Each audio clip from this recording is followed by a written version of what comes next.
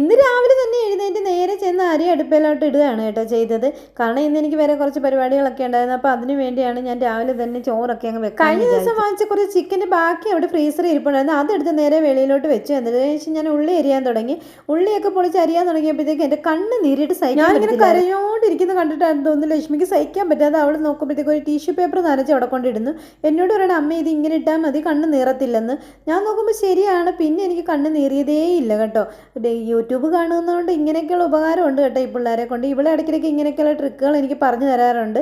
ഞാനതുപോലൊക്കെ ചെയ്യുമ്പോൾ അത് നടക്കാറുണ്ട്. കുക്കറിലോട്ടാണ് കേട്ടോ ചിക്കൻ കറി വെക്കാൻ നോക്കിയത്. അതുകൊണ്ട് തന്നെ കുക്കർ അടുപ്പത്തിട്ട് വെച്ച് എണ്ണ ഒഴിച്ച് കടുക് വറുത്തിട്ട് നേരെ ഇഞ്ചിയും വെളുത്തുള്ളിയും പച്ചമുളകും സവാള എല്ലാം കൂടെ അങ്ങോട്ട് അരിഞ്ഞതെല്ലാം എടുത്തിട്ട് വഴറ്റി എടുത്തു കേട്ടോ. അതിലേക്ക് പിന്നെ മഞ്ഞപ്പൊടിയും മല്ലിപ്പൊടിയും മുളക് പൊടിയും മസാലപ്പൊടികളും എല്ലാം ചേർത്തതിന് ശേഷം തക്കാളിയും ചേർത്ത് വഴറ്റി. പിന്നെ വഴറ്റി എല്ലാം വെച്ച് മസാലയ്ക്കകത്തോട്ട് പിന്നെ നേരെ ചിക്കൻ എല്ലാം പെറുക്കി അങ്ങോട്ട് ഇട്ടു കേട്ടോ. അതെല്ലാം ഒന്ന് കുഴച്ച് മിക്സ് ചെയ്ത് അങ്ങോട്ട് അത് ഒരു വിസിലടിക്കാനായിട്ട് അടുപ്പയിലോട്ട് വെച്ചു. അത് കഴിഞ്ഞപ്പോൾ കുറച്ച് ചിക്കൻ ഉണ്ടായിരുന്നു, അതെല്ലാം പെരട്ടി മാറ്റി വെച്ചിട്ടുണ്ടായിരുന്നു. അത് നേരെ വറുക്കാനായിട്ട് ഇട്ടു. രാവിലെ പിന്നെ ചപ്പാത്തിയാണ് കേട്ടോ ഉണ്ടാക്കിയത്. ചിക്കൻ കറി ആയതുകൊണ്ട് തന്നെ ചപ്പാത്തി, അങ്ങനെ ചിക്കൻ കറി ചപ്പാത്തി എല്ലാം റെഡി ആയി കഴിഞ്ഞിട്ട് പിന്നെ ഞങ്ങൾ 3 പേരും കൂടി ഇരുന്ന് കഴിക്കണം. ചുറ്റിനും പിന്നെ ചായ ഇട്ട് കൊടുക്കണമായിരുന്നു. അവനൊരു ബൂസ്റ്റ് ചായ ഇട്ട് കൊടുത്തിട്ട് ഞങ്ങൾ നേരെ 3 പേരും കൂടി ഇരുന്ന് കഴിക്കാനായിട്ട് പോയി കേട്ടോ. പിന്നെ കുറച്ച് സമയം TV ഒക്കെ കണ്ട് റിലാക്സ് ആയിട്ടിരുന്ന് ഞങ്ങൾ 3 പേരുടെ കാര്യങ്ങളൊക്കെ പറഞ്ഞിട്ടാണ് കേട്ടോ കഴിച്ചത്. ചിക്കൻ കറി എന്ന് വെച്ചാൽ ഇവർക്ക് ഭയങ്കര ഇഷ്ടമാണ് കേട്ടോ. ഇവർക്ക് ചപ്പാത്തിയുടെ കൂടെ മീൻകറി ആണെന്നുണ്ടെങ്കിലും ഭയങ്കര ഇഷ്ടമാണ്. അതുകൊണ്ട് തന്നെ ഞാൻ ഇടയ്ക്കിടയ്ക്ക് ചപ്പാത്തിയാണ് ഉണ്ടാക്കാറുള്ളത്.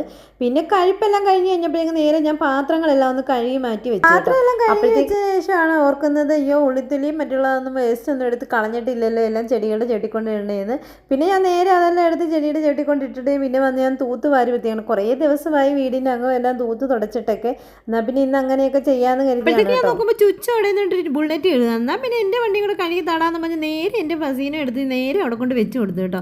അവന് കിട്ടിയ അവസരമല്ല, അവനും കഴിയാൻ പിന്നെ എനിക്ക് അത്രയും നല്ല ആയില്ലെന്ന് പറഞ്ഞ് ഞാൻ നേരെ അവിടെ കൊണ്ട് വെച്ച് കൊടുത്തു. പിന്നെ അവിടെ കുറേ പ്ലാവിലൊക്കെ വീണ് കിടപ്പുണ്ടായിരുന്നു മുറ്റത്തെല്ലാം. അതെല്ലാം ഒന്ന് തൂത്ത് വാരി വൃത്തിയാക്കി ഇട്ടു.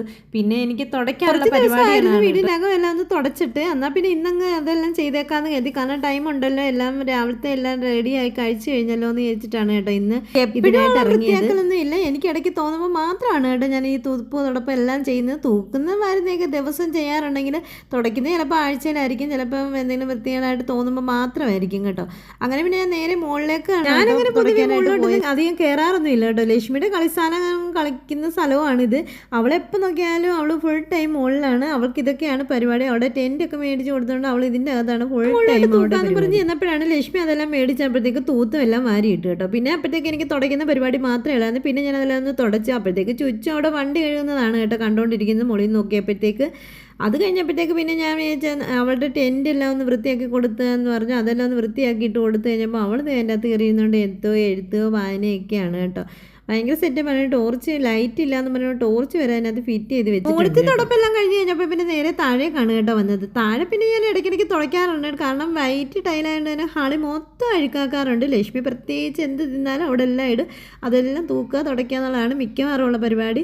പിന്നെ റൂംസ് രണ്ടും എല്ലാം ഒന്ന് വൃത്തിയാക്കി എല്ലാം ഷീറ്റൊക്കെ ഒന്ന് മാറ്റി വേറെയൊക്കെ ഒന്ന് വിരിച്ച് അവിടെ എല്ലാം ഒന്ന് വൃത്തിയാക്കിയിട്ട് പിന്നെ അതിൻ്റെ അകം എല്ലാം ഒന്ന് തുടച്ച്. അത് കഴിഞ്ഞപ്പോഴത്തേക്ക് പിന്നെ ഞാൻ അടുക്കളയിലാണ്. അടുക്കളയിൽ മുഴുവൻ അഴുക്കായിരുന്നു. കാരണം എന്ന് വെച്ചാൽ തറ മൊത്തം ഇങ്ങനെ അഴുക്കായിട്ട് കിടക്കുകയായിരുന്നു. കാരണം വേറെ ഒന്നുമല്ല, എനിക്കിപ്പോൾ ഈ കേക്കും കൂടെ ഒക്കെ ഉണ്ടാക്കുന്ന കാരണം ഭയങ്കര ഇതാണ്. ചോക്ലേറ്റും മറ്റുള്ള ക്രീമും ഒക്കെ വീണ് കഴിഞ്ഞാൽ പിന്നെ അന്നേരം തന്നെ വൃത്തിയാക്കി എടുക്കണം. പിന്നെ അതെല്ലാം കഴിഞ്ഞ് കഴിഞ്ഞപ്പോഴത്തേക്ക് തുണിയെല്ലാം ഒന്ന് കഴുകി അതെല്ലാം ഒന്ന് വിരിച്ച് പിന്നെ ഞാൻ കുളിക്കാനായിട്ട് കയറി കേട്ടോ.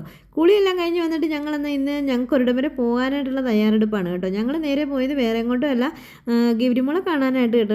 അവിടെ ചെന്നപ്പോഴത്തേക്ക് ഗിരിമുള അവിടെ വെളിയിൽ തന്നെ ഇങ്ങനെ നോക്കിയിരിപ്പുണ്ട്. അവൾ വീഡിയോ എടുക്കുന്ന കണ്ടപ്പോഴത്തേക്ക് അവൾ മുഖം പറിച്ച് ചിരിച്ചുകൊണ്ട് തന്നെ ഇരിക്കുകയാണ് കേട്ടോ.